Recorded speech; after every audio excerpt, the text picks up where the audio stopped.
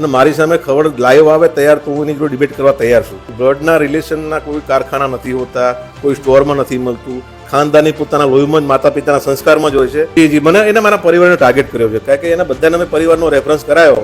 મેં પોલીસને બધી જ વાત કરી મારીને કે મારી સાથે આવું ચીટિંગ કર્યું છે એમ. બસ મને સમગ્ર ન્યાયતંત્ર પર વિશ્વાસ છે. ચાંગોદર પોલીસને અરજી મારી આપી દીધી છે. મારી ફરિયાદ બી લેશે, જાણી વિચારીને જોઈને. દેવાયત ખવડ, જ્યારે આ નામ આવે ત્યારે એવું લાગે કે નવો કોઈ વિવાદ છેડાયો છે અને વિવાદ ડાયરાના મંચ ઉપરથી છેડાયો છે. પરંતુ આ વખતે દેવાયત ખવડનું નામ આવ્યું ત્યારે હવે વિવાદ એ થયો કે સ્ટેજ પર ન આવ્યા અને વિવાદ થયો. બિલકુલ, દેવાયત ખવડનો એક ડાયરો સનાથલની અંદર હતો અને બીજો ડાયરો એ આણંદ નજીક હતો. બંને જગ્યા ઉપર ડાયરાના કાર્યક્રમો હતા અને આ બંને કાર્યક્રમોમાંથી એકમાં હાજરી આપી અને એકમાં ન આપી, જેને લઈને આખો વિવાદ સર્જાયો.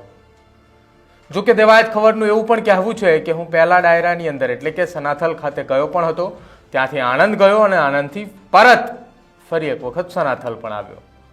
જો કે આખા આ મામલે વિવાદ અને રહસ્યમય વાતો અનેક છે અને આ તમામ રહસ્યમય વાતો અને વિવાદની વચ્ચે દેવાયત ખવડે ચાંગોદર પોલીસ મથકે એક ફરિયાદ માટેની અરજી આપી છે અને અરજી દેવાયત ખવડના ડ્રાઈવર કાના દ્વારા આપવામાં આવી છે.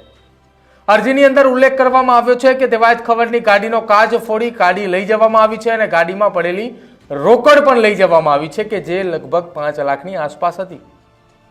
હવે આ વિવાદની શરૂઆત જો થઈ છે તો એ વિવાદ બંધ થવાનું નામ તો નથી જ લેવાનું, પરંતુ આ વિવાદની અંદર એક બાદ એક ફરિયાદો અરજીઓ થવાની શરૂઆત થઈ ચૂકી છે. એક તરફ દેવાયત ખવડે પોતાની અરજી આપી છે, જ્યારે બીજી તરફ જે દેવાયત ખવડે અરજી આપી છે જેની અંદર મુખ્ય આરોપી ભગવતસિંહ ચૌહાણનું નામ જે લખવામાં આવ્યું છે એ ભગવતસિંહ ચૌહાણે પણ દેવાયત ખવડની સામે પોલીસની અંદર ફરિયાદ કરશે અને સાથે સાથે જરૂર પડશે તો એ સનાથલના આયોજક ભગવતસિંહ ચૌહાણ કે તે પોતે માનહાનિનો પણ દાવો કરવાના છે. હવે આ મામલે ફરી એક વખત નવા વળાંકો આવ્યા છે.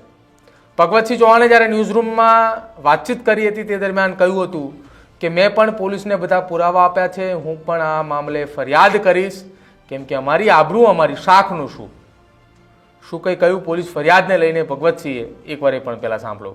તમે પોલીસના પુરાવા આપ્યા છે, બધી ફરિયાદ કરી? જી, મેં પોલીસને બધી જ વાત કરી મારીને કે મારી સાથે આવું ચીટિંગ કર્યું છે એમ. એમને બાપુ એ બધી વાત સમજાણી. ચાલો, અત્યાર સુધી સમાચાર કાર્યક્રમમાં ના આવ્યા, 9:30 અહીંથી જમીન નીકળી ગયા, અહીંથી 100 જવાના, 125 આવવાના, 125 જવાના, પાછું પહોંચી શકાય, હેલિકોપ્ટર કે પ્લેન હોય તો જ પહોંચી શકાય, બાકી પહોંચી ન શકાય. હવે એમ છતાંય તમે વિશ્વાસ રાખીને અહીંથી જવા દીધા, એમ પછી પાછું તમને એમ કે હું જોઈ લઈશ, બાંધવાનું થાય. આ કલાકારને આ શોભે છે? હવે તમારે નક્કી કરવાનું છે ને, ગુજરાતની જનતાએ નક્કી કરવાનું છે કે આ ભાષા કોને શોભે ને કોને ના શોભે. ભૂતકાળમાં તમે ઘણા બધા વિડીયો જોયા છે, સોશિયલ મીડિયામાં આપ જાણો છો કેટલી જગ્યાએ શું કર્યું છે નથી કર્યું. પણ મેં કોઈ આડીવરી વાતમાં મને ઘણા માણસો કહેતા હશે ભગવતસિંહ આનાથી સાચવજો, છેટા રહેજો, પણ આપણે કોઈ એવી વાતમાં નથી પડ્યા. આપણે તો ભાઈચારાના સંબંધમાં કામ કર્યું હતું, પૂછીને કર્યું હતું. તમે સમજો, 21 ફેબ્રુઆરી મારા પપ્પાની તિથિ છે, છતાં 20 ફેબ્રુઆરી એમના માટે જ કરી હતી. મેં સ્પેસિફિક વાત કરી છે કે ભાઈ તમારા આગ્રહના માટે જ મારે લેવી છે અને એમને હા પાડી છે. અને તોય પ્રેમ હતો તમારે? પ્રેમ હતો. એમને જ બોલાવા છે, ભલે એક દિવસ મોડું થાય. જી. હવે આગળ શું કરશો? કારણ કે આ મામલો આજે એમને દેવાયતભાઈની ભાષામાં તેને જ મેદાને લઈ આવી દીધો આ મામલો. હવે બાપુ શું કરશો તમે? બસ મને સમગ્ર ન્યાયતંત્ર પર વિશ્વાસ છે. બરાબર, મેં ચાંગોદર પોલીસને અરજી મારી આપી દીધી છે. મારી ફરિયાદ બી લેશે, જાણી વિચારીને જોઈને. મેં મારી હકીકતથી મારા પુરાવા બધા આપવા તૈયાર છું અને મારી સામે ખબર લાઈવ આવે તૈયાર તો હું એની જોડે ડિબેટ કરવા તૈયાર છું. એ જે કહેશે હું એને કહેવા જવાબ આપવા તૈયાર છું. એ એવું કહેશે વારંવાર મીડિયામાં કે મેં આ કાર્યક્રમનું ઓર્ગેનાઇઝ કરીને આપ્યો હતો, તો એ વાત હાવ સદંતર ખોટી છે. ને આમાં કબૂલ જ છે ને, સાંભળ્યું જ છે 12 વાગ્યા પછી હું સંધ્યા થઈ જાય, 12 વાગ્યા પછી પૈસાની વાત વારંવાર કરે છે, પેમેન્ટની વાત વારંવાર કરે છે. એ એવી કેમ વારંવાર પેમેન્ટની વાત કે મેં પૈસા નતા લીધા, પૈસા નતા? બચાવ માટે પોતાનો વાત કરે છે. તમે સમજો મારી વાત. તમને એવું લાગે છે કે એ એવો દરવાજો ખોલીને બેઠા છે, બધે ડાયરા ફ્રી કરે એમ? એવું તમારા મનમાં આવે છે? તમે સમજો. અને તમને મને જોઈને મળ્યા પછી તમને એવું અહેસાસ થાય છે કે આ વ્યક્તિ આવું કર્યું હોય? એમને કીધું છે કે જોઈ લઈશ ને તૈયારી રાખજો, તો તમે ભાષામાં વાત કરશો? નહીં, મેં તમને હમણાં ઉદાહરણ આપ્યું ને કે બ્લડના રિલેશનના કોઈ કારખાના નથી હોતા, કોઈ સ્ટોરમાં નથી મળતું, ખાનદાની પોતાના લોહીમાં જ માતા પિતાના સંસ્કારમાં જ હોય છે. હું એવા રસ્તે જનારો માણસ નથી. હું લાયકાત ધરાવતો ને એવા પરિવારોથી આવું છું ને સાહેબ, કાયદાનું કામ કરશે. સમજો, મારે કોઈ ફેમસ થવું નથી કે મારે કોઈ એવી ઉપજાયેલી ભાષા બોલવી નથી કે જેથી મારા મને કલંક લાગે. સમજો, બરાબર? કઈ વાંધો નહીં, એને જોવું તો હું તૈયાર જ છું, બેઠો જ છું, એ ક્યાંય જવા હું તૈયાર છું. સમજો, કઈ રીતે એ કેસે રીતે એમ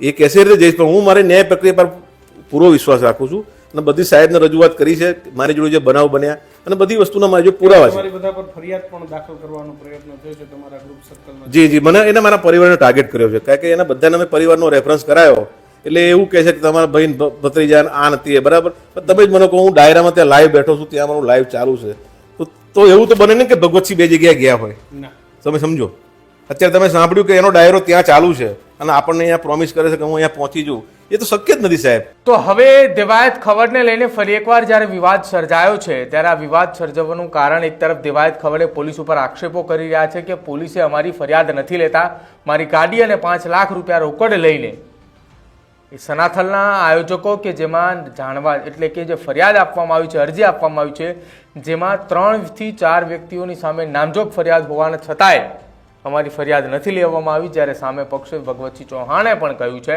કે દેવાયત ખવડે જે કંઈ પણ આરોપો લગાવ્યા છે તે દરમિયાન હું એ જગ્યા ઉપર ઉપસ્થિત જ ન હતો. રાત્રે 3 વાગે દેવાયતનો મારા ઉપર ફોન આવ્યો હતો ને હું તો મારા ઘરે હતો. હવે આખી આ ઘટનાની અંદર પોલીસ કઈ દિશાની અંદર તપાસ કરે છે, કયા કયા પ્રકારના સીસીટીવી એકત્રિત કરે છે, કેમ કે આખી આ ઘટનાની વાત જ્યારે સામે આવે છે ત્યારે દેવાયત ખવડે સીસીટીવી ચેક કરવાની વાત કરે છે. સામે પક્ષે ભગવતસિંહ ચૌહાણ કે જેઓ પણ એમ કહી રહ્યા છે કે જ્યારે દેવાયતનું એવું માનવું છે કે મોડી રાત્રે આ ઘટના બની તે દરમિયાન ભગવતસિંહ પણ પોતાના નિવાસસ્થાન પર જ ઉપસ્થિત હતા, પોલીસ પણ એના સીસીટીવી ચેક કરી શકે છે. એટલે કે હવે બંને તરફ સીસીટીવી તપાસવાની વાતો જે છે તે થઈ રહી છે અને બંને પક્ષે સામસામે હવે અરજીઓ દાખલ થઈ હોય તેવું અત્યારે હાલ તો બંને પક્ષનું કહેવું છે. તમારું શું માનવું છે આ વિવાદને લઈને તે ખાસ અમારા કમેન્ટ સેક્શનની અંદર જણાવજો. જોતા રહેજો ન્યૂઝરૂમ. નમસ્કાર.